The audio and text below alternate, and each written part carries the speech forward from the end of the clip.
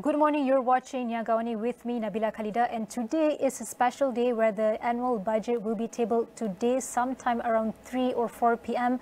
by Prime Minister Datuk Seri Anwar Ibrahim in the Parliament.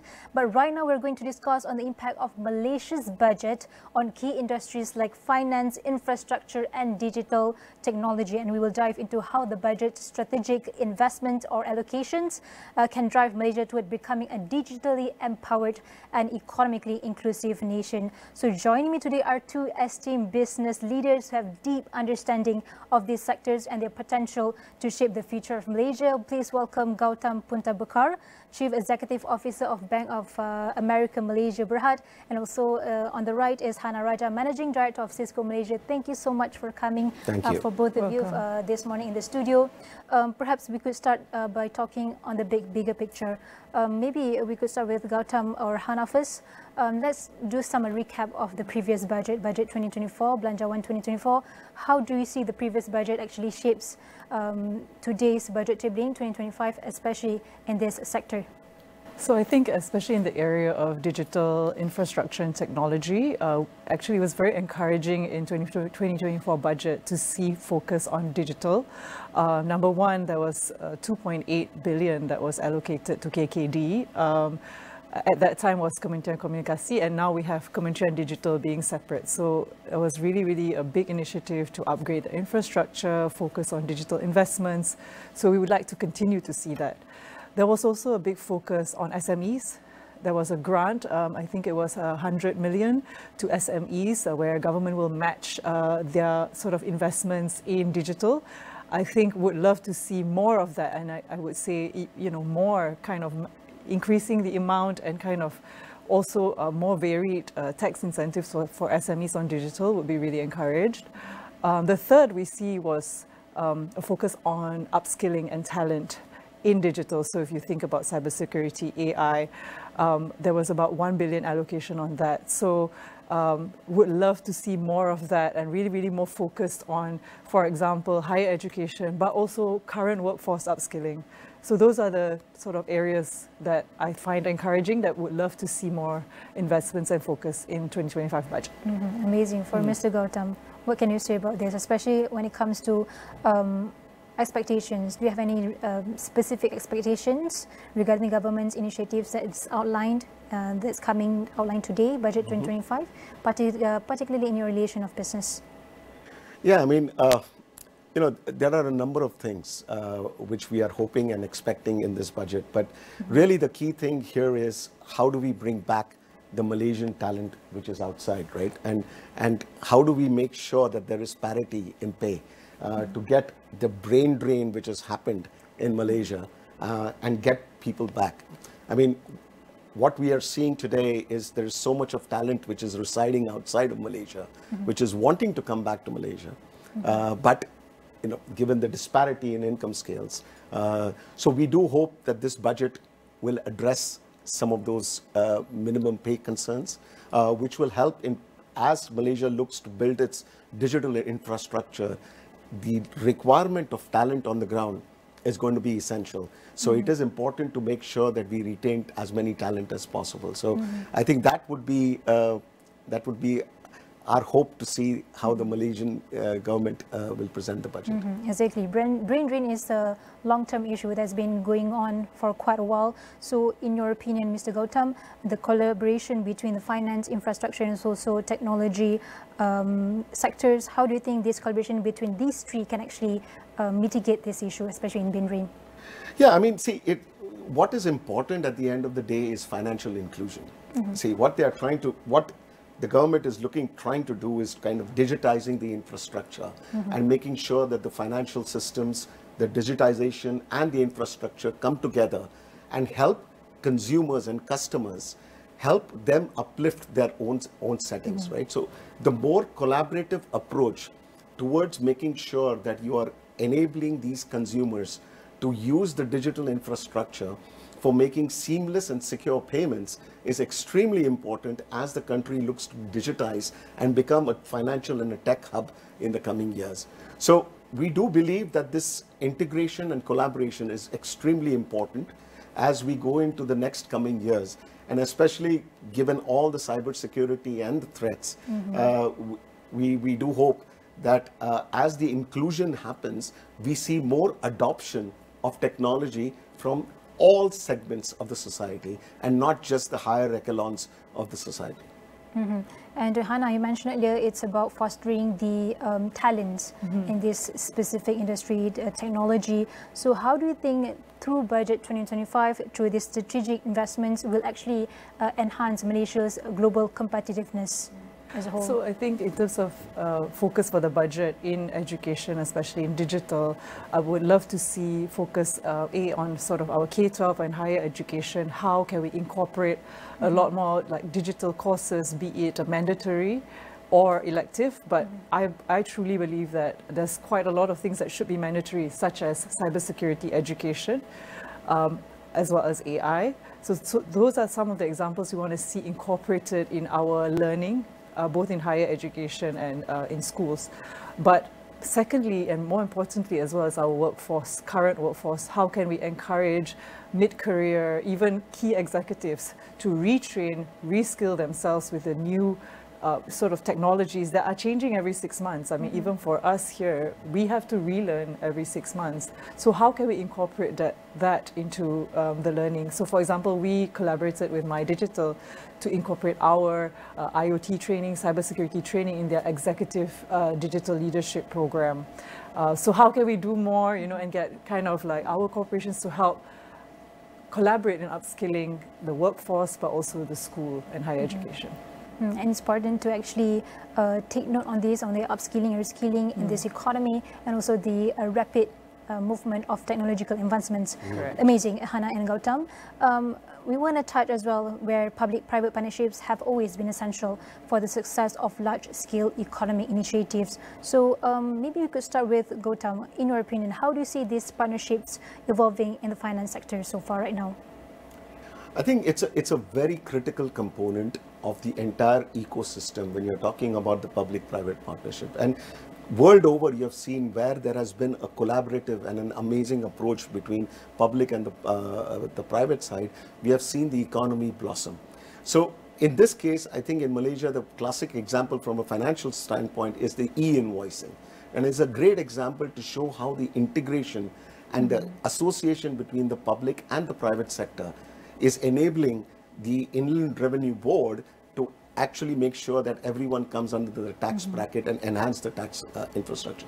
This is a very critical, important step because we can use public infrastructure and use the private technological advances and collaborate to actually deliver something which is far more useful to the public. So if you see today, Malaysia is one of the only countries, I would say, has enormous amount of domestic liquidity, which most of the other nations don't have.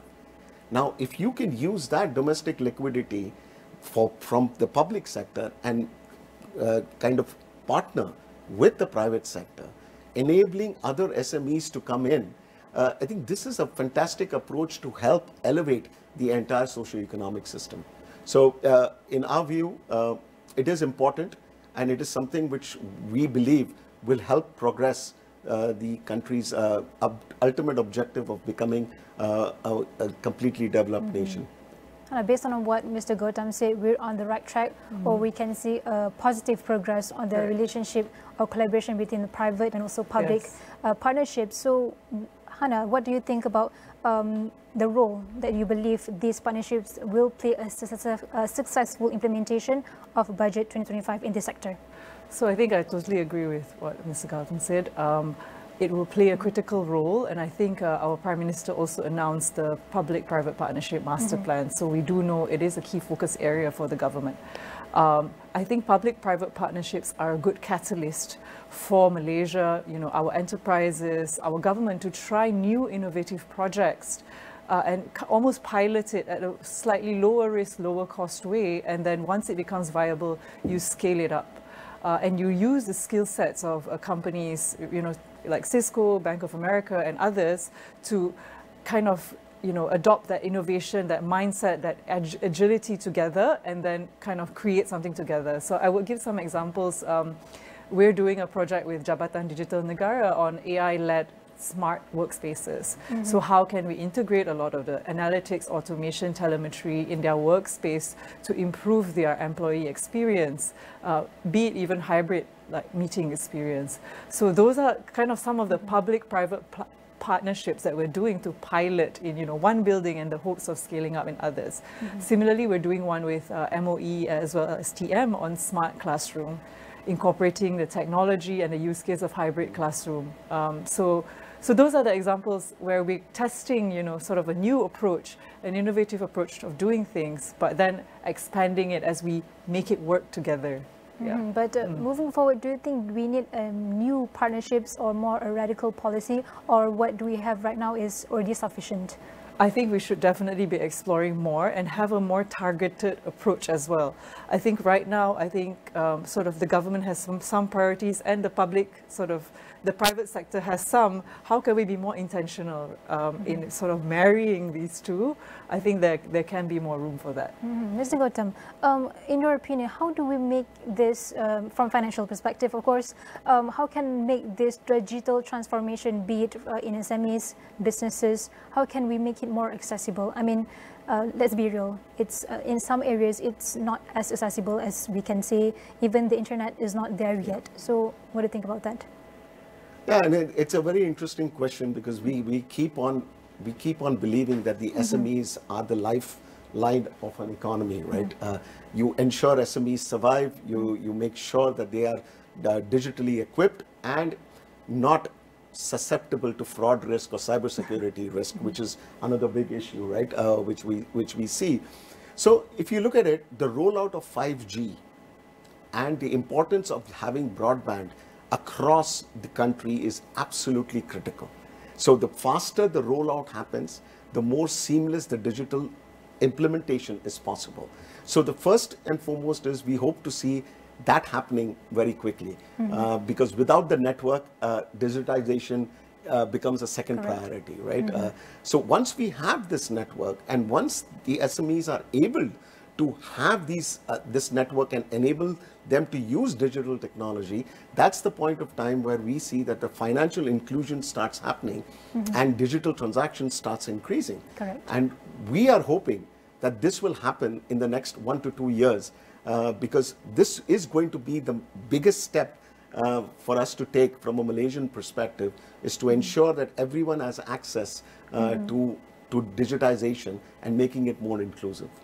Correct. The reason being I asked this because we had this conversation before during Khazanah Megatrends Forum, KMF. On digital industry 5.0 is one of the conversation that was being talked about, that we'll be expecting in 5 years' time, 2025 and 2030. So it's important to keep, especially in Malaysia, to keep track on this in their budget tabling. So, I mean, we have a lot more to talk about, but we have to go for a short break. We'll be right back after this.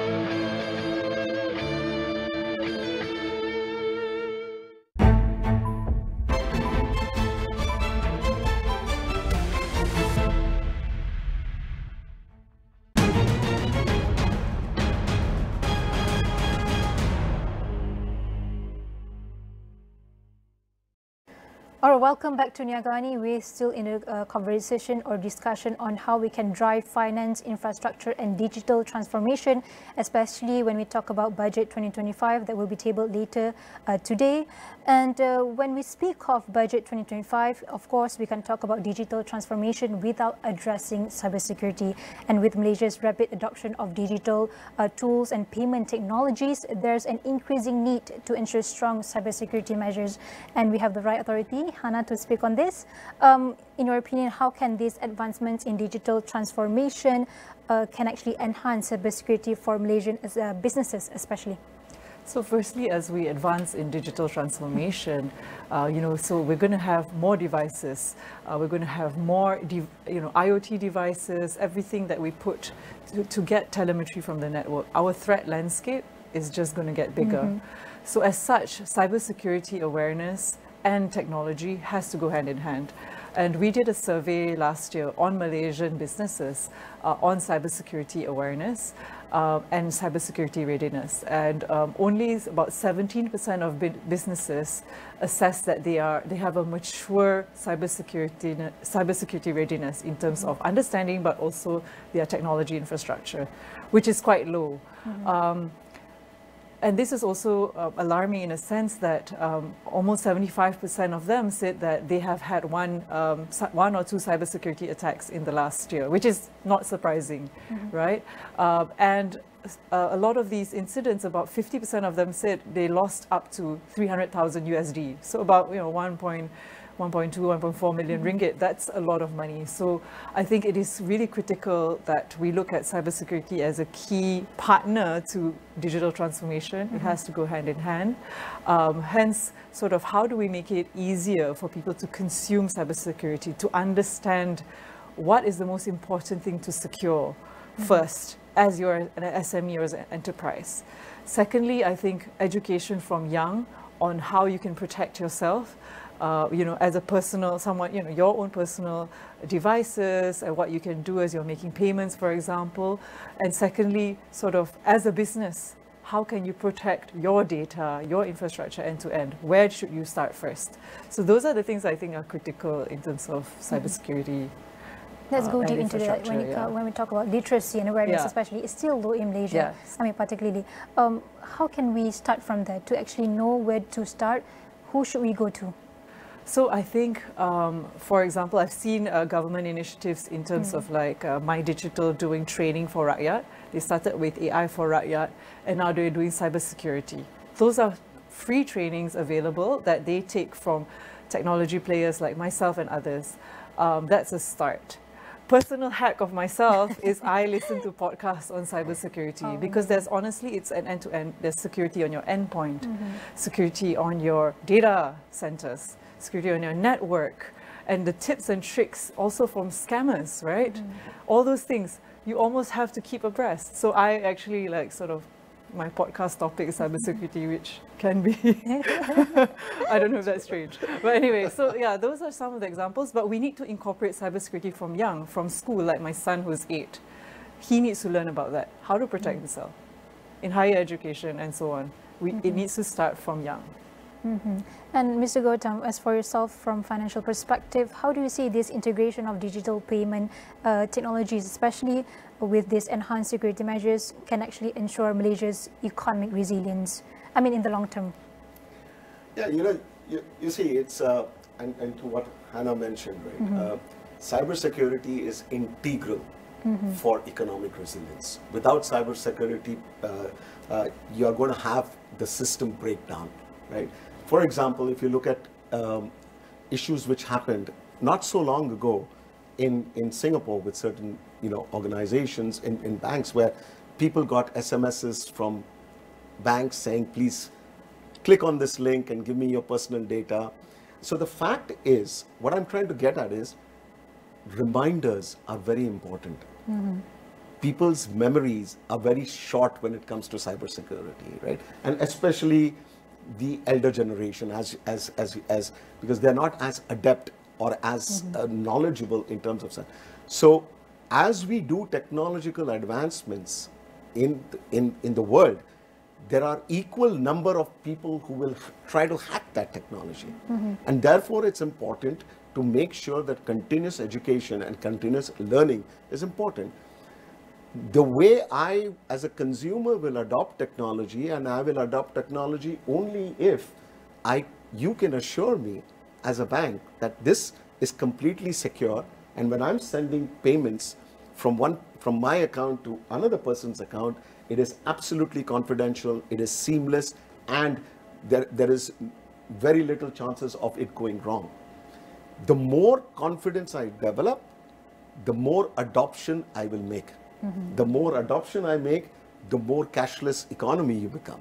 The more cashless economy you become, that's when you start weeding out all the other issues which come with potential cash transactions, right? So as much as consumers need to be informed, and Hannah mentioned this, it is all of us who need to be continuously educated. Like we get emails on phishing on a monthly basis, and we do take it seriously that if you're actually going and clicking that link, you're actually doing something wrong. So it's a continuous process of education, because things are easily forgotten. And cybersecurity gets forgotten when all things are going well. You just assume that things are going to remain that way. So education, partnering with companies like Cisco in making sure that there is awareness, rolling out technology which is completely, I wouldn't say it's 100% completely cyber-proof, but at the same time, there is always ability to continuously upgrade and educate everyone who's using that technology. But can we agree that the more that we upgrade, the more that these scammers and malicious attacks are one step ahead, always in front of us? So how can we spearhead or be cautious of these things? Yeah, I mean, see, then it comes to, that's why I said when it comes to the partnership between a bank and companies like Cisco and global technology companies, it's all about seeing, to the extent we can, make sure that it is resilient, make sure that we understand what the risks are. Now, would you have covered all the risks?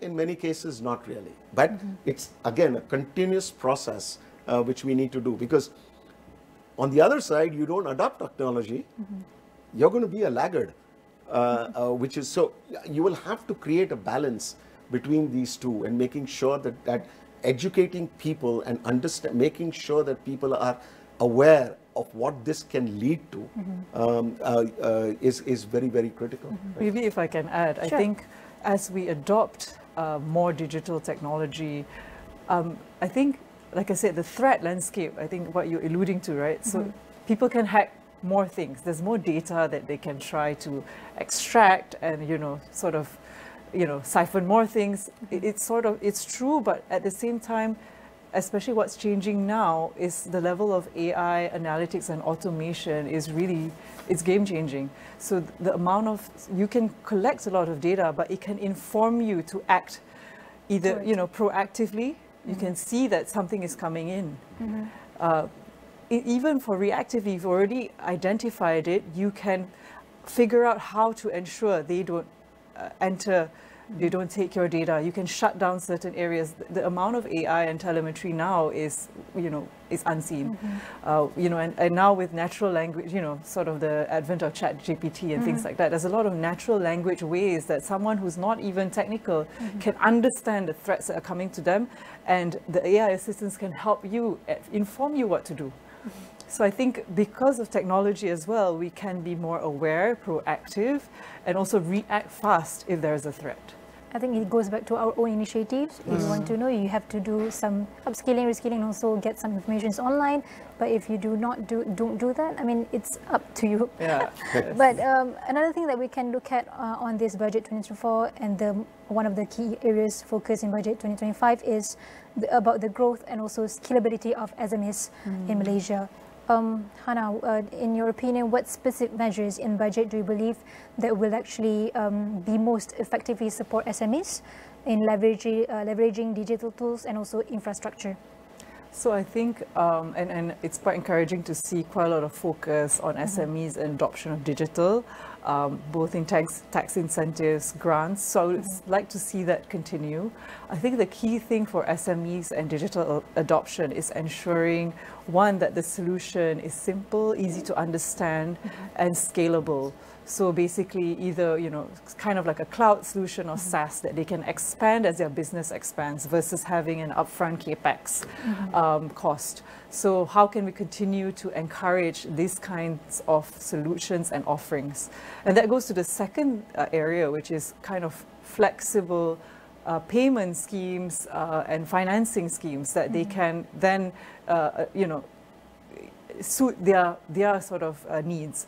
We need to have a lot more of that. A special one for SMEs. Yeah, especially for SMEs. They can pay an OPEX model versus CAPEX model. So how can we, again, encourage these kind of offerings to the SMEs, especially in the area of digital, as they have to upgrade their infrastructure, look at their cybersecurity posture, and even investments in AI. How can we encourage these kind of incentives?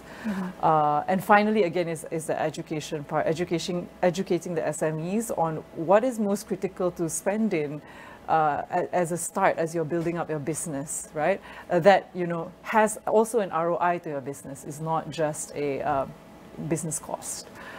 So those are the areas I would say that critical to SMEs. Mr. Gautam, from your perspective, how do you think that these financial institutions actually help SMEs navigating these digital transitions of their businesses? Yeah, as I mentioned before, right, SMEs, in our view, is the bloodline, is the lifeline from an economic standpoint, right? As Malaysia continues to attract huge amounts of investments from overseas, it is giving a lot of impetus to SMEs to come up the supply chain, because the supply chain will be all these SMEs, right? And therefore, digitization is important. What is also important is the ability to get financing from organizations, whether it's the government or whether it's the banks. You can look at it from either side. Therefore, we do believe that one of the effective ways of doing this is actually doing it through supply chain financing, is enabling them to get cheaper cost of funding to help them sustain these businesses, right? So as we look at the influx of investments coming into the country, we will see more and more SMEs coming up, and we are hoping that this will enable the budget will also address and kind of target and help these SMEs to cater to the rise in demand which is going to take place. Whether you look at data centers now, which are where Malaysia becomes a top destination for data centers. All these data centers investments will take place, but they will need supplies from local domestic suppliers. So one of the ways is, how do we promote local suppliers to take on manufacturing activity and make sure that they can be a big supplier to the likes of the large investments which have come in.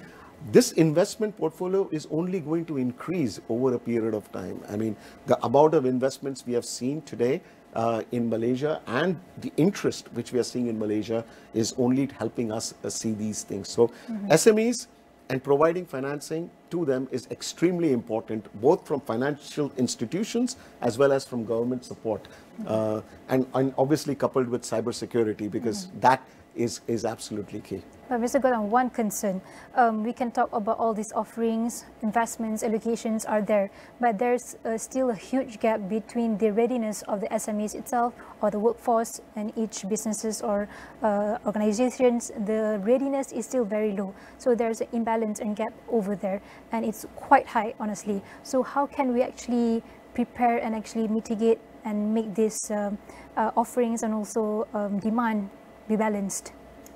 See, it's like this, right? If the imbalance is there. We know that the imbalance is there. It's a question of how do you bridge that imbalance and make it more and more adaptable to where we are. Therefore, what is important is, as I mentioned to you, financing schemes which can help them and help these SMEs. Second is cybersecurity or the infrastructure side. Can the government give support?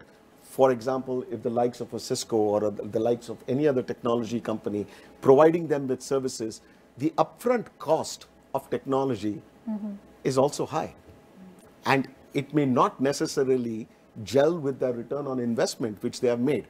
So, which deters them from going and taking part in that technology boom, because can I afford it? The question is, can I afford it? And if I can afford it, then is it going to hit my returns? And many of them are proprietors or partnerships, right? So if you give them the ability to space out those payments which they need to make for a technological upgrade, it will help them adopt technology much more easier. So the gap has to be reduced by not only banks financing, but there could be schemes where they could rely on, where the government can partner with the likes of a Cisco other companies and say, okay, you give the technology infrastructure, we will guarantee the payment on behalf. I mean, I'm just giving one example of that. But that's the biggest thing which I believe which can help SMEs bridge the gap right now. Thank you, Mr. Gautam. But we have to go for a short break. Okay. One more time. We'll be right back.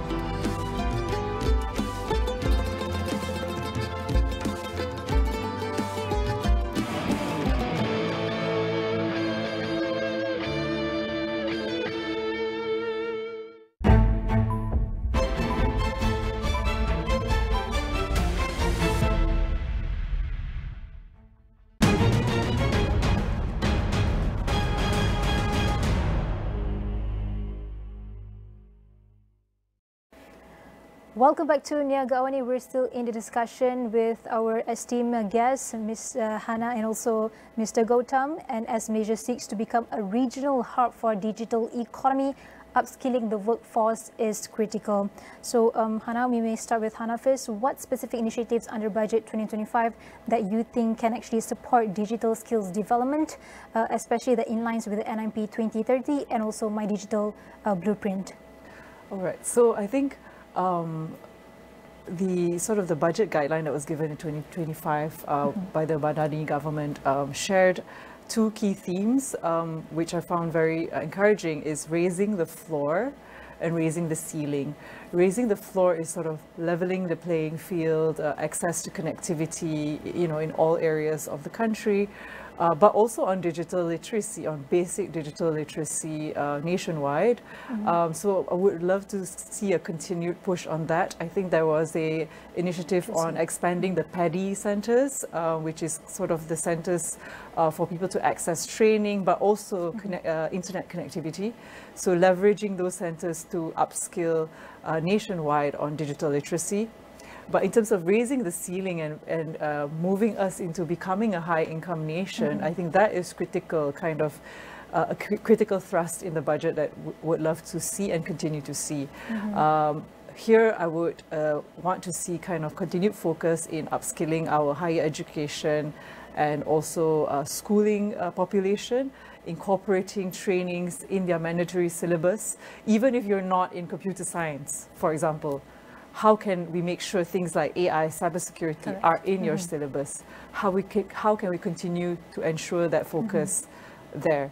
But in the current workforce as well, we need to see how we can ensure after 1 or 3 or 5 years in career, how can you reskill yourself in these new skills and ensure that employees offer these to their employers offer these to their employees, and ensure that there's a continuous relearning, upskilling that happens. So those are the few areas I would love to see in the areas of talent.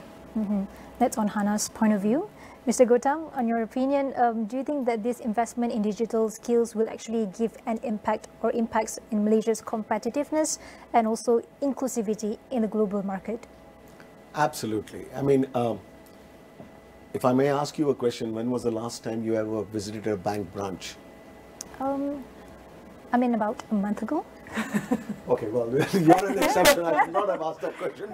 But the fact is, how many times do we go? Yeah, very rarely. A few times a year maximum. Correct. To a bank branch. And why would we need to go to it? Right? So today, the adoption of technology, the real-time payments, mobile banking, e-banking is all becoming a thing of the present and is going to be in the future. So as we look at adoption of technology and as we look at technology advancing itself and as we look at the digital payment system infrastructure, people are getting more and more used to digital payments rather than going to branches and doing physical sites. So if you look at the youth of today, they have been brought up in an atmosphere of using their mobile phones for everything. Right? And that is not going to change. even financing is now happening over digitally. You don't, people don't need to. Digital banks are using digital IDs to actually open your accounts. So do you really need a digital, a physical presence to service the local customer? The answer is very clear. Now, and I mentioned this before, is if we don't make ourselves digitally advanced from an inclusion perspective, we are going to be behind the curve in terms of all other countries, right, who are adopting digital input. So, you know, one of the good fallouts of COVID, I would say, is the adoption of digital technology. Is because people started ordering suddenly on payment systems. I mean, people were delivering food, you were doing everything digitally. And this has transformed or catapulted the growth in all countries, including Malaysia. So if Malaysia wants to continue to become a digital hub and be a part of leading that digital technology, it is absolutely critical that people adopt technology and you upskill people to not only adopt existing technology, but think of the next step. What can be the next technological advancement, and which I'm hoping will come from a Malaysian company, and which can be adopted over the world. So there is a lot of talent which can do that. We just need to give them the impetus and the I would say encouragement. So what kind of best practices that you think we can actually adapt and adopt in Malaysia when it comes to this? See, one is learning from global companies. Look at companies like Cisco, companies like ours, like Bank of America. We have global systems. So one is absorbing the learning and making these companies help train local talent. Second is looking at how other companies or how other countries have adopted technology to its best. Now, there are certain good practices and bad practices. It doesn't mean that you can paint the house with one brush, right? You will have to adopt different technological practices to suit what the country wants. But these are some of the things which, and it's a continuous learning process. So it doesn't stop at just saying, okay, you know, I've had this conference which I attended and I loved it. Why can't we do a technology startup kind of event in Malaysia, where you get all people who have youngsters and global people coming and talking about what they have done in technology and what advancements they have. It gives a forum for local talent to come up with ideas and thoughts.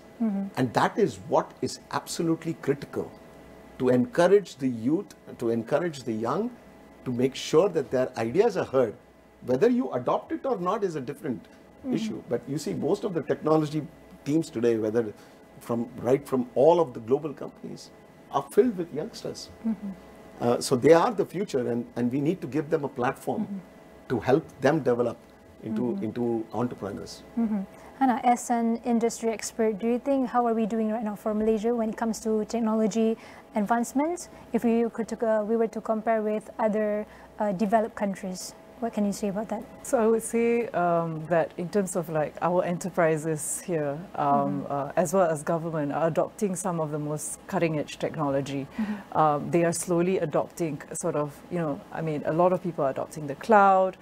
For Cisco, for example, adopting all our automation, our software-defined technology, the adoption is there. I think definitely we need to bring more and more enterprises along, and especially SMEs. I would say the SME adoption is slower, and hence that is where we need to invest more in, you know, flexible ways to purchase, simple messaging, but also kind of like financing schemes, right? I think that would be the area. But the adoption is there and the awareness is there. I think the government is also doing a lot of things in terms of cybersecurity. Cybersecurity Act was released. Now the AI regulations are also coming up, and there's a NAIO, National AI Office, also coming up. So I think there's a lot of buzz and a lot of awareness on what we need to do as a nation to really, really be highly skilled and be, you know, at the forefront of innovation. Yeah. I think it's up to the rakyat now to act towards it. Yes. So before we end this discussion, I know we're just a few hours away from the announcement, but no harm for some wish list, right? So we could start with Mr. Gautam. What do you hope for this year's budget? Perhaps some hopes and aspirations. I mean, not just in tech industry, but as a whole, generally. No, I think, it's important to continue with the initiatives. I think the government, from our standpoint, important to make sure that there is development programs as we go on. The subsidies is another thing which we will closely watch our eyes on, and with that, from an overall GDP growth perspective, I think Malaysia has done really, really well, exceeded everyone's expectations. So we are very, very happy about that. I do want to say that, if you look at Malaysia and if you look at from a standpoint, we as a bank are very, very bullish on the country's prospects. And we are bullish on account of a number of reasons, because Malaysia has a lot of things going for itself. Natural resources, multilingual task force, you have a country which is multi-talented. We just need to pull that all together and make sure that, we are going out and telling the world how great the country is and why this country should naturally get all the investments which are coming. So the China Plus One strategy is important. So anything to address. So the data centers, as you can see, is becoming a big investment portion for Malaysia. But it is also important to therefore make sure that the SMEs alongside that these investments come up. If I could add, Mr. Gautam, how do you foresee the evolution of digital payment systems in Malaysia over the next few years, perhaps? I think, it is going to be at a rapid pace. And the rapid pace, I mean, we are seeing every day different innovations coming in, and it can be also seen, at every step that you are using a different app for doing different things. So the digitization is going to be very rapid. So what we are using today could be obsolete tomorrow. And therefore it is important that we work towards making sure that we are all digitized, digitally competent enough to adopt technology as and when it gets rolled out. What about you, Hannah? Any hopes and aspirations for budget 2025? So I think three key things, or my aspirations for the budget. I think one is continued investment on infrastructure to really kind of level the playing field in terms of access to connectivity. So would love to see more of that. Secondly, aligned with which, what Mr. Gautam said, is on focus on becoming a high-income nation. And I truly believe that Malaysia is a hidden gem in that, because yes, we're multilingual, we are multi-talented, and to me, we should be the digital hub of not just ASEAN, but Asia Pacific and beyond. The digital talent, in software engineering, in AI, it should come from Malaysia, because we can speak English well, we're multilingual, we're very, we're flexible. So how can we get to that level and be known for that? Training, upskilling from young, also mid-career, all these things I would love to see continued focus or more focus in the budget 2025.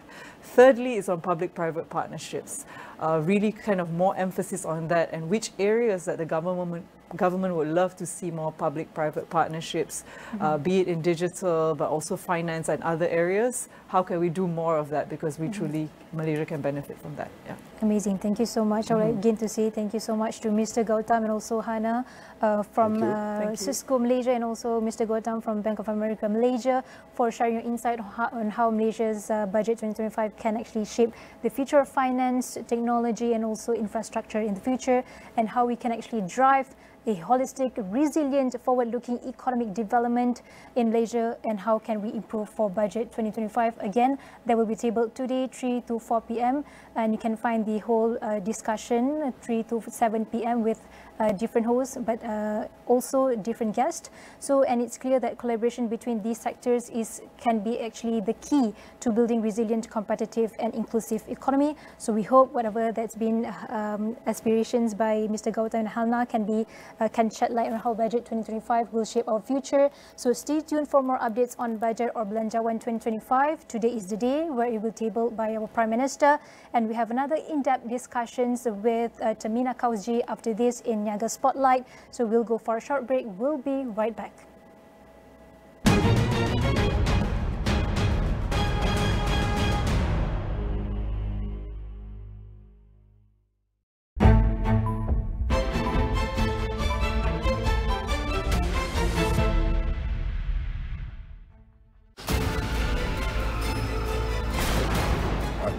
Dari keturunan dukun yang terhandal. Aku dukun yang tangkap hantu. Panggil saja Don Ari.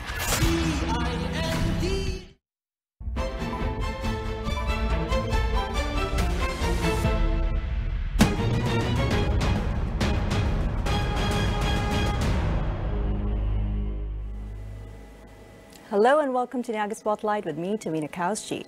Niaga Spotlight goes through the week in business and future affairs. Market watch, industries, analysis and insights. We've got you covered right here on Niaga Spotlight.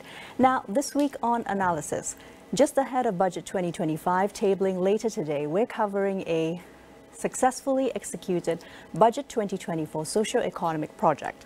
The focus today is on economic empowerment for women in public housing schemes, or Project Perumahan Rakyat (PPR) via food and beverage social enterprise partnerships. Now, just as a quick introduction, the Ministry of Finance Malaysia, through Yayasan Hasanah in partnership with the Federal Territories Department (JWP), Kuala Lumpur City Hall (DBKL), and Pepper Lab Social Enterprise, has been spearheading the transformation of 5 underutilized facilities within PPR, transforming them into community cloud kitchens supported by digital and technology infrastructures. Now, these are currently located at PPR Wangsasari, PPR Intan Baiduri, PPR Kampung Limau, PPR Kerinci, and PA Setapak Jaya 1A.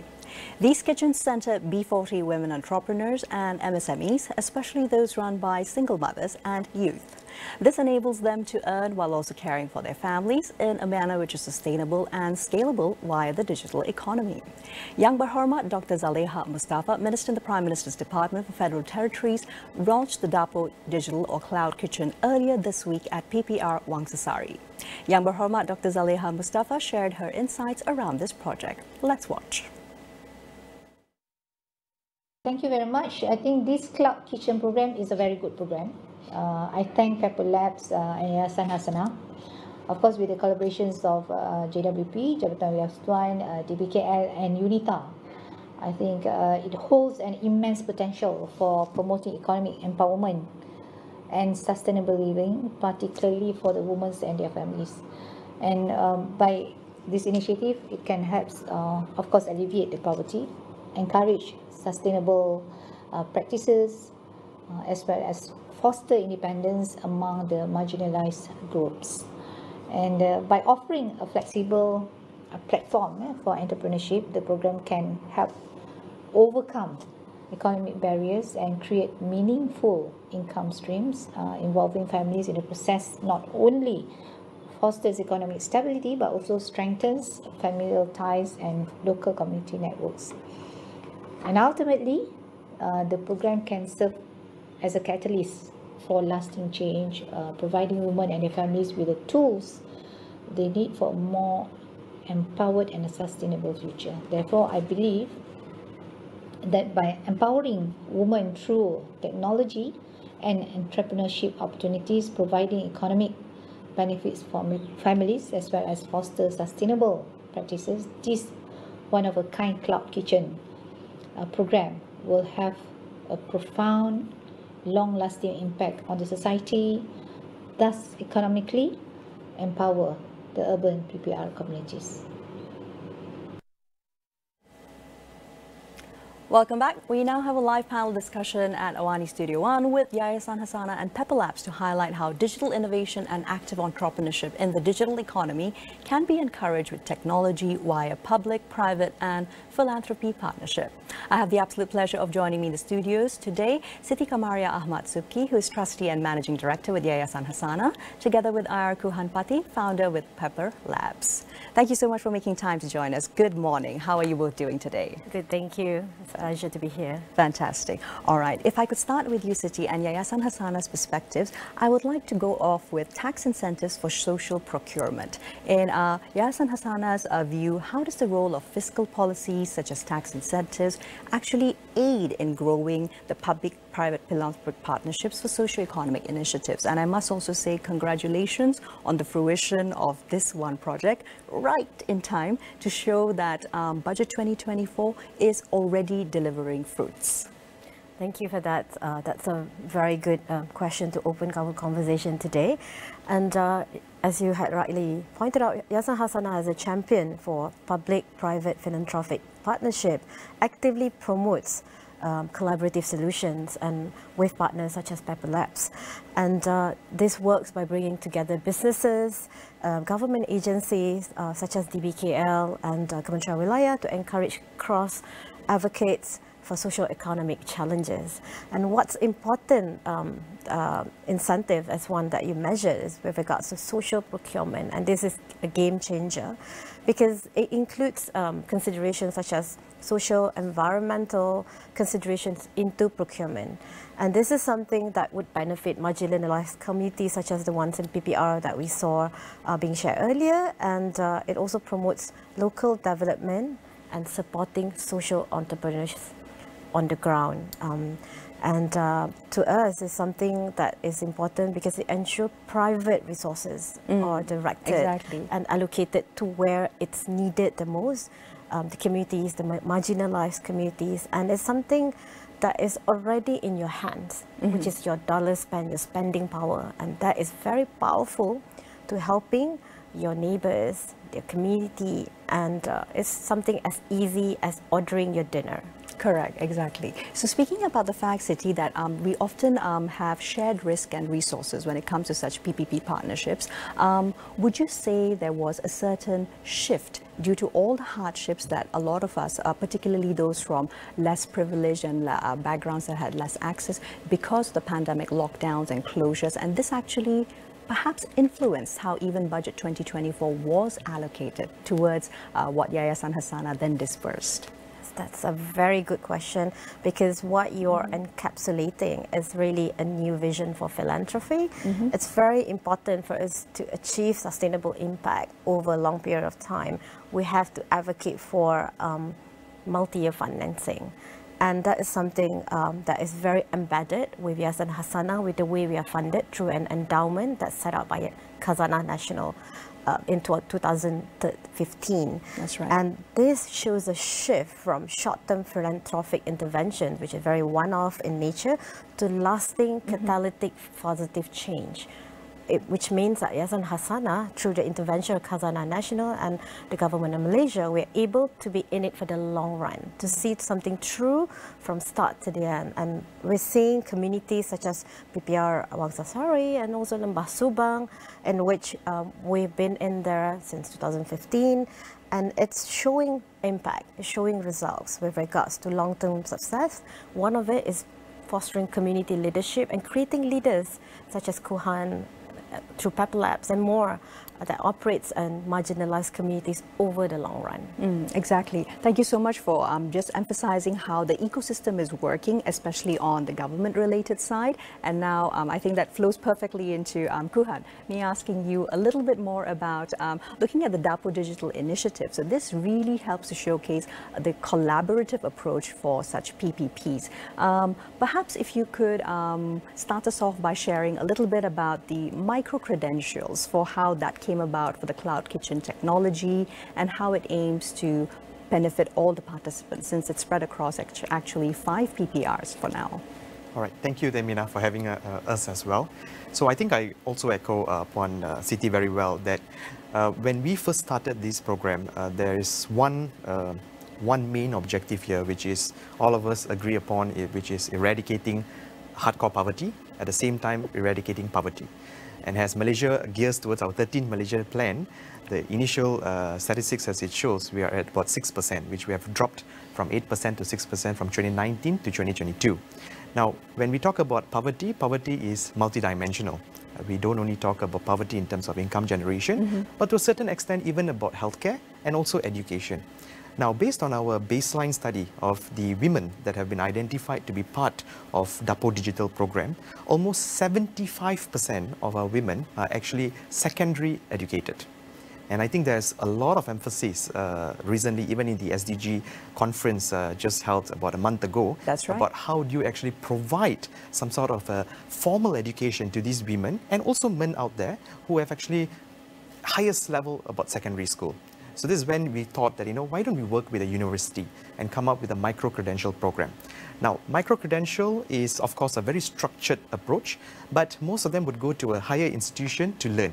Now, over here, what we're trying to do is that we're trying to bring as much as focus or attention and try to localize this learning within the PPR. So that's how we worked with UNITA, and we said, why don't we come up with a concept called University at PPR? And that's how the micro-credential program started. And we're also glad that Yayasan Hasana actually motivated us and also supported us to develop Malaysia's first cloud kitchen management micro-credential.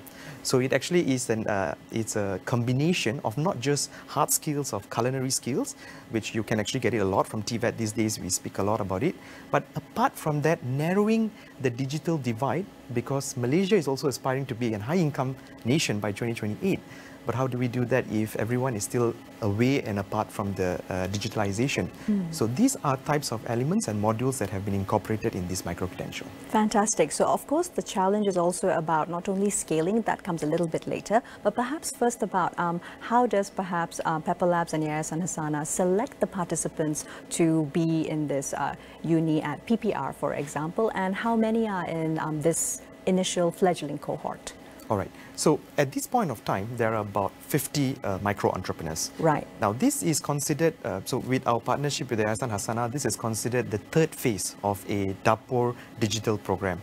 The first phase was about introduction of culinary skills and then you running your business out of home. And I think recently Khazanah Research Institute as well has, in their state of households, has actually reported that food away from home has actually increased. That means spending food away from home has increased by about 51%. So we're looking at communities, especially urban poor households, spending a lot of money for food away from home. Now this is a market that we can capitalize, but the next question is how do you bring that closer to the community? So that's how we identified those beneficiaries that are going to operate the kitchen, and because these kitchens are institutionalized within these PPR complexes, we need these women to be staying there, to be living there, and to also know the appetite that people in the PPR complex would prefer. So that was the first step that we have identified our beneficiaries. Now the second step here is the government's focus, which is eradicating poverty. And poverty is defined by at least B40. I wouldn't want to go to the hardcore poverty, which is about less than 1,000 ringgit income per household. But we are talking about hardcore poverty, which is about 2,000 or 4,000 entire household income. So those are some of the qualifiers that we have identified. And with our partners, why partnering with Hasana actually helps us is because they bring a huge amount of experience in terms of community-based entrepreneurship. And I think a lot of us today are speaking about community-based approach. So we also look at the synergy within these women, because these kitchens are actually not operated by individuals. They're actually operated by a community, and this community has to be cohesive enough to work towards a common goal. And these are some of the criteria, but to be honest, there are about 96 questions that Pepper Labs have actually determined in order to even qualify a person into this program. Fantastic. So there's clearly a good screening program in process. At the same time, how would you say some of the more common challenges that are associated with launching such cohorts, and how have they been overcome? All right. I think at this point of time, talking about the social entrepreneurship space is very important. There are about 10 million social enterprises globally, and we contribute about 2 trillion annually in terms of revenue, and that actually generates about 200 million jobs globally as well. And in terms of the national GDP or global GDP, we range between 2 to 7%, and this is all reported in the World Economic Forum. Yet, we are an industry, or we're in a sector or an ecosystem which is equivalent to the size of the garments industry or double the size of an advertising industry. But when we come, one of the greatest challenges we face is social enterprise a key ally to corporate sectors and governments because of that perception.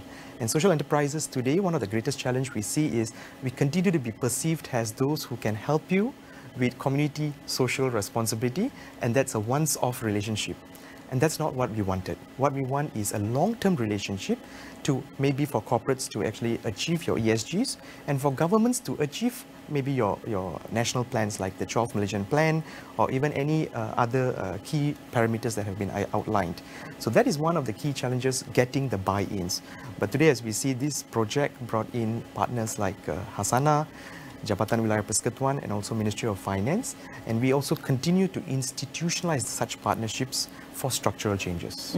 Fantastic. What I'm really hearing from both Kuhan as well as Siti is that the challenges that have come up along the path are pre-existing, but at the same time we are being a lot more innovative these days. And shifting back to Yayasan Hasana, Siti, I would love your insights since you happen to be able to capture a much broader landscape. Now, looking at the digital success of Dapur Digital, what are Yayasan Hasana's other ongoing programs that also look at similarly overcoming socio-economic gaps, but across more diverse communities in Malaysia?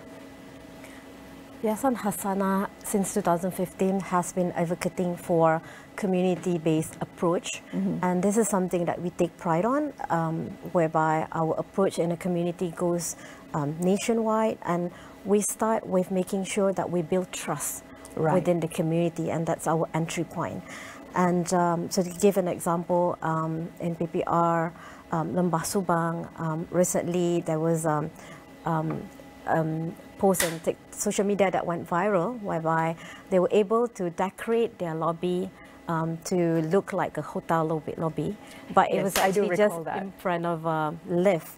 And this is one of our projects by Think City.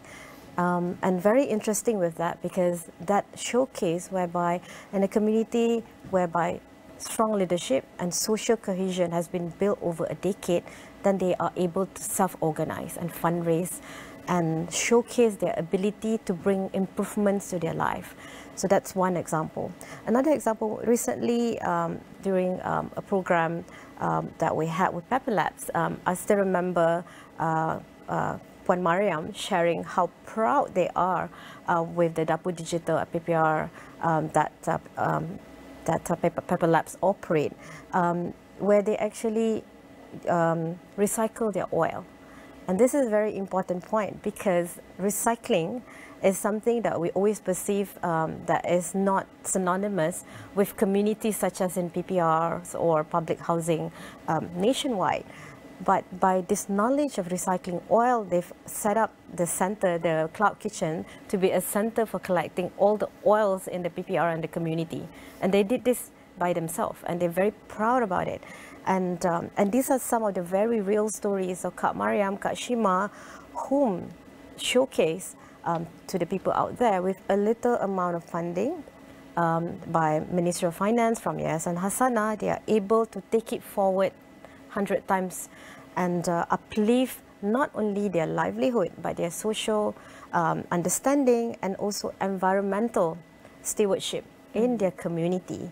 And this is essentially the community-based approach that Yayasan Hasana had been championing for the last decade. And this is not just in urban areas. We also have projects throughout the country in Sabah, Sarawak, in different states that showcase many, many other stories like this. Very inspiring on the ground, very real human stories.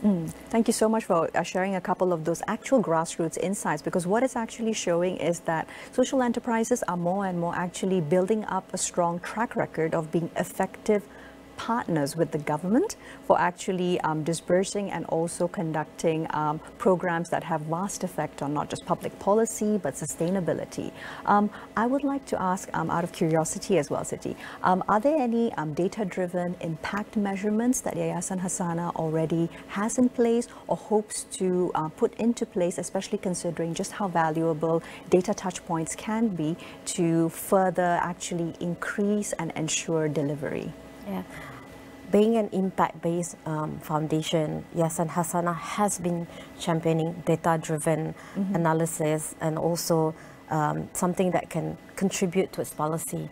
We also have Khazanah Research Institute that we support, and the state of the household report that Kuhan mentioned just now is one of our reports that try to measure and report quite a lot of our interventions and bring it forward as a policy recommendation. And this is something that's very important as we link and we connect this to the budget cycle nationally. But what's very important that I want to emphasize is that as much as we talk about B40 and all the different banding of income, but what's very important and more important than the bands is actually whether or not you're able to move from one band to another. And that's incremental change. And that is something that we try to measure. And Kuhan had been collecting data on this, and which is something that we make sure that happens from the baseline stage. And so we record, for example, how much are the households of each of the women earning. And at the end of every quarter and at the end of the program, we have a certain target. For example, each household at the end of the program are earning, say, 5,000 ringgit a month. And in the process, we also teach them financial literacy, how to keep a logbook, how to make sure that whatever sales they're making, it is contributing to the working capital, to the cash flow, to savings for the future for the children. And also making sure that they teach the community, the other women outside the program, and inspire them to manage their funds well. So that's one area of it. And how we take this forward by showing incremental change in their income. It's very fact-driven that this community in this PPR is moving, say, from miskin tegar to B40, B40 to M40, and middle income, and so on and so forth. So the women also, after a certain period of time of intervention, men and women for that matter, they know already that they've, for example, achieved middle income, and you see a dream spark in themselves. Then they start having dreams such as, I want to save up money to buy a landed property. I want to save up money to set up shop, open up a restaurant. And we're seeing all these multiple stories on the ground showing a human, very human story who has reached a certain level of self-actualization, optimization. They want to move out of poverty themselves. Fantastic. It's not something that you force. Thanks very much for that, Siti, because what I'm really hearing is that it's not just about earning an income, but it's actually about kickstarting generational, social and financial mobility within the classes. Thanks very much for the conversation so far. We do take a short break now. Don't go anywhere. We'll be right back with Niaga Spotlight and this timely discussion ahead of Belanjawan 2025. See you. Setinggi mana siling dan lantai ekonomi negara telah dinaikkan? Sejauh mana kualiti dan taraf hidup rakyat telah ditingkatkan? Bagaimana pendekatan seluruh negara jadi kekuatan merealisasikan visi ekonomi madani? Ikuti pembentangan dan kupasan komprehensif Belanjawan 2025 pada 18 Oktober ini hanya di saluran 501 dan di semua platform digital Astro AWANI.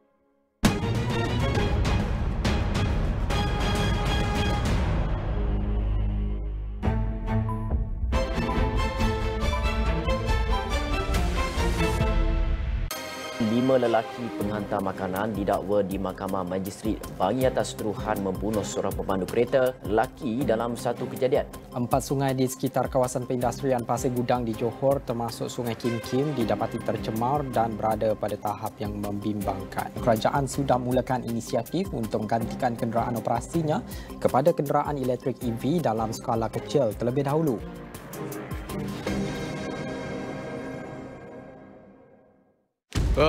Lencai sudah mari, Ma.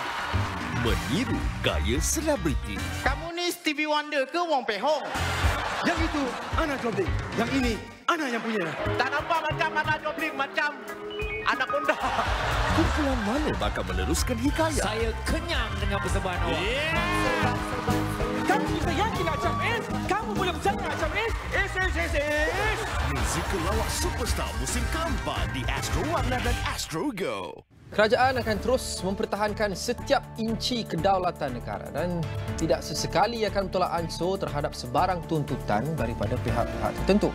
negara perlu mengurangkan kebergantungan kepada pekerja asing berkemahiran rendah. Pertubuhan Kemanusiaan Antarabangsa Malaysia MHO menggesa Kementerian Kesihatan menjalankan siasatan berpengdakwaan kewujudan sebuah klinik kosmetik yang dikendalikan doktor palsu di Monkiara.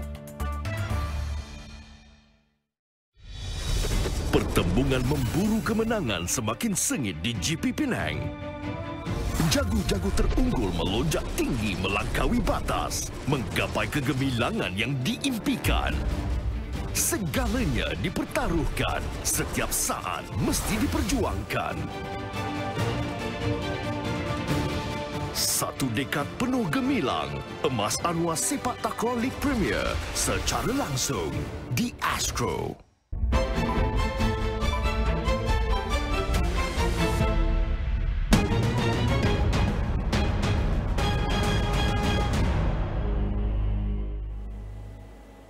Welcome back to Niaga Spotlight, still with me, Kaoosji. And today, of course, in our budget special, we are looking at economic empowerment via social enterprise partnerships with Yayasan Hasanah and Pepper Labs live in the studios with us here.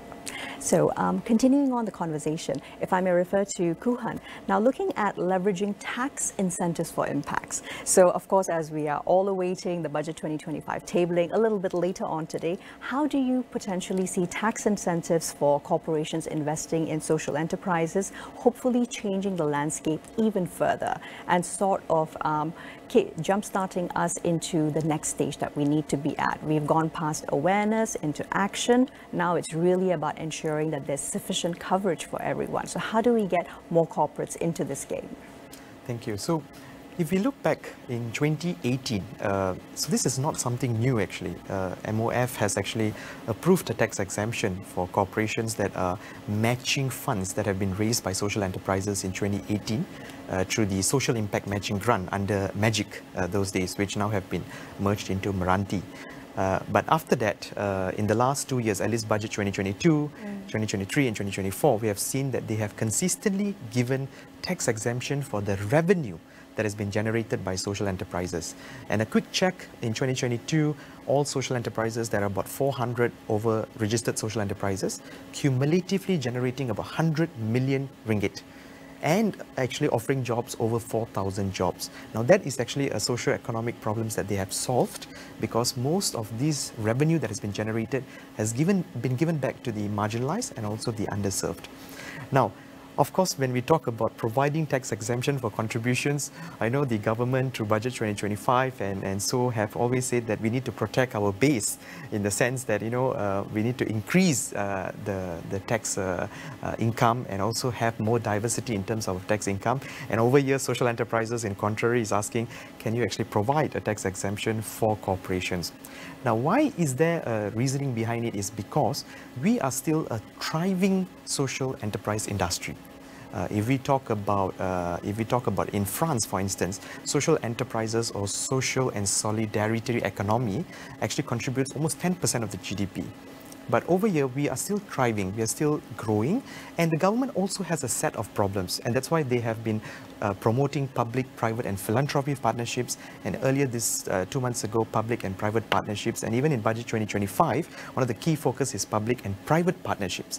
But now, who is going to be the driver to actually execute these plans? And to execute these plans, if the private sector is going to choose an intermediary or a key ally, that could be social enterprises. Now, if we introduce a tax exemption and says that, you know, let's actually promote more social enterprises to be adopted into a supply chain, that actually spurs the economy. And when we talk about economy here, we are not talking about an capital economy, capitalism-driven economy. We're talking about an inclusive capitalism economy. So that actually is you know, one stone with two birds kind of concept. So even though you are providing a tax exemption to these corporations and reducing your revenue, but at the same time, you're improving the socio-economic status of the people of the nation. So we feel that tax incentives for social enterprises in terms of contributions and also investments in social enterprises can actually spur the economy much more better. And perhaps also just putting it out there, there may also be opportunity to explore investment tax credits for social enterprises so that actually further spurs the involvement of the corporations who are really able to target very specific issues that we're dealing with. Exactly. Climate crisis is the first thing that comes to mind, and the way in which, yes, we are all quite equally affected when it comes to the immense flash floods that we're seeing increasingly, especially during monsoon season, but particularly B40 households and those from underserved communities. So a lot to chew there. Thanks very much for that, Kuhan. Siti, moving back to Yayasan Hasanah and looking at supporting ESG goals through social enterprises. I'd love to dig a little bit deeper into this. You had lightly touched upon it by sharing those very inspiring stories a little earlier about communities that are involved already in recycling, but at the same time, casting the net further, since Yayasan Hasanah has that scope and scale, let's look at it within the means of Malaysia preparing for ASEAN 2025 and the fact that with all eyes on Malaysia, we're also looking at reducing emissions, we're looking at meeting our climate and planetary goals and scope 3 emissions and such like, which insofar there is quite a perspective towards this being just greenwashing. How can we help make it translated into reality? Thank you. Hasanah is a foundation that promotes Malaysia's global sustainability through our solutions that empower communities, and we also make sure that we encourage social inclusivity and improve the environment. And we do this through partnerships with organizations, impact partners that operate in spaces in environment, community development, arts and public spaces, and this is something that we've done since 2015. And our work impacts multiple fronts of society. And in the context of environment, for example, you touched a little bit about carbon and also how sustainability is linked to that. I'm proud to say that community places a huge role with regards to everything that we want to achieve with regards to environmental, social, economic sustainability. Why? Because communities are what we call, in terms of diplomacy and humanitarian action, as first responders. And first responders are the ones who are first affected in the case of pandemic and crisis, climate change and climate crisis. And we're proud to say that in our road to COP29 in Azerbaijan, that Hasanah and Khazanah is showcasing how community-based approach is able to solve some of our environmental crises with regards to environmental stewardship and tiger conservation, which is an area that's very important, and in which how communities are able to organize orang asli trained to be as rangers and so on and so forth. And this is actually very unique to our Malaysian community and how we come up with our own solutions to something that is a global problem, but we do this very organically through what we call nature-based solutions. So these are some of the big ideas that Hasanah tried to promote through our work and making it mainstream. Another aspect that we want to encourage is making sure that communities along the Central Forest Spine and the peninsula are able to be empowered and become resilient through the different interventions that we do along the Central Forest Spine, making sure that they're economically resilient by providing opportunities and also building capacity for them to face the challenges. And all this forms not only a very good showcase with regards to COP29 in Azerbaijan and beyond, for example, but in the context of Asian chairmanship, there's a lot of stories that could be shared with regards to how Malaysia is able to come up with its very own solutions to its problems. And this is very important because this is what I also define our rights of self-determination. It's what freedoms and what merdeka mean. Yeah. And to be able to showcase this, and Hasanah is proud to be the convener, catalyst, collaborator, bringing people together through this big whole-of-nation approach, whereby we crowd in for our tiger conservation work. We have 11 different partners, and we also utilize our GDRN framework. These are GLICs that are coming together, not only in terms of funding, they're bringing together their expertise their level of reach with regards to the different businesses, and also, like for example, CIMB has banks in different locations, and all this become our arms and legs in bringing solutions to the different communities timely. Say flood in Kedah, so that through our GDRA and Bantu, we come together and help the communities to survive and thrive during crisis. And all these are important showcase, because in the context of ASEAN, this then brings together some of our common challenges. For example, flood is not something that only Malaysia faces. It's also something that's very common to our neighboring. Yes, but at the same time, I love the fact that you emphasize how important hyper-localized solutions actually have been, because that not only speaks of whether or not they will be successful, but whether or not we can then look at replicating them. Thank you very much, Siti. Kuhan, moving back to you, and on a similar vein, but moving into the aspect of social procurement as a growth strategy. Now, what opportunity lies ahead for Malaysia with ASEAN coming up for us to actually ensure that social enterprises are better integrated into procurement processes, and expanding a little on what you touched upon, which is that once you are part of a supply chain, rather than being within an ecosystem that is thriving for now, but it might be limited if you're looking, let's say, beyond 18 months, beyond 5 years, if you even last for 5 years. Yeah. Thank you. And I think I'm just going to, build upon Siti as well. Before I deep dive on that question, is that we're talking about a central spine in Malaysia where there's a lot of conservation work has been done, and we also have actually established local economies. Now, if we look at social enterprises in Malaysia, they are actually primarily in 3 main sectors: the services, the agriculture, and of course the F&B and also the hospitality and tourism industry. So you just imagine you're actually welcoming all the ASEAN countries, which is the 5th largest economy in the world, going towards the 4th largest economy. You're welcoming them to Malaysia, and you're actually giving them, apart from the serious conversations around recalibrating economy and also about bolstering regional value chain, you actually get to bring them to experience the true Malaysian hospitality, and hosted by inclusive businesses or social enterprises. Now, this is a means of social procurement as well, because we are looking in Indonesia itself. They have actually spent almost $500 million to host ASEAN. Now, a portion of this, if it's committed, and a percentage or even a value is committed towards social enterprises, or in ASEAN context they call it as inclusive business. And on a side note, Pepper Labs won the Inclusive Business Award in ASEAN 2021. So if that could be allocated for social procurement, that is a great push towards revenue, or the needle that will require to transform social enterprises. So ASEAN is of course going to be a huge market that we can capitalize upon. And it's very consistent with what ASEAN 2025's theme is, which is about recalibrating economies. And we can start with our own inclusive economy approach by even, having site programs or site visits to where Hasana or even Pepper Labs have. Just imagine, you have ASEAN delegates visiting one of the 5 Dapo Digital. Such a beautiful experience, very grassroots driven, so that people can actually know how social innovations are actually changing social mobility, social partnerships, and also how people are thriving with such technologies.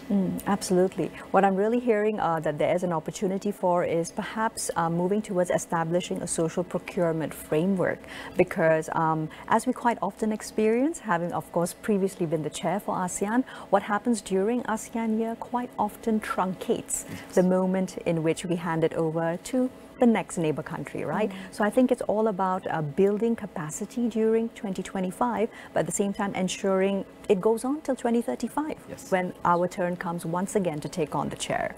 Fantastic.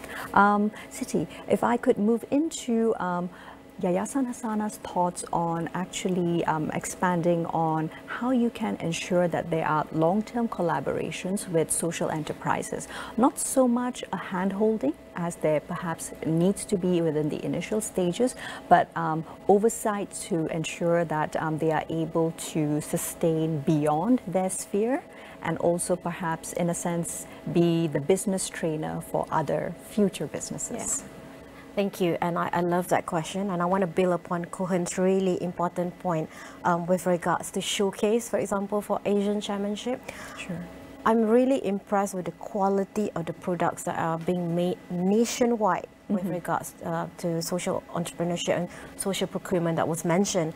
Really, when you travel from north to south, Sabah, Sarawak, so for example, partners like Dumo Wangi that we support, and look at, and I'm carrying today something from Earth Air, which is really beautiful. Imagine something like this that's weaved so beautifully, made by our Orang Asli community.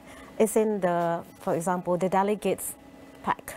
That's right. And this is a beautiful showcase on how tenacious and very, very skilled our artisans are in the country. And what this does, not just in the context of ASEAN Chairmanship, is that we are then able to create sustainable demand over the long term. Because it is, after all, market. It is about supply and demand. It is about creating sustainable markets out there beyond social procurement, beyond tax incentives. People really love what you make. And that is the real impact that you're creating for them.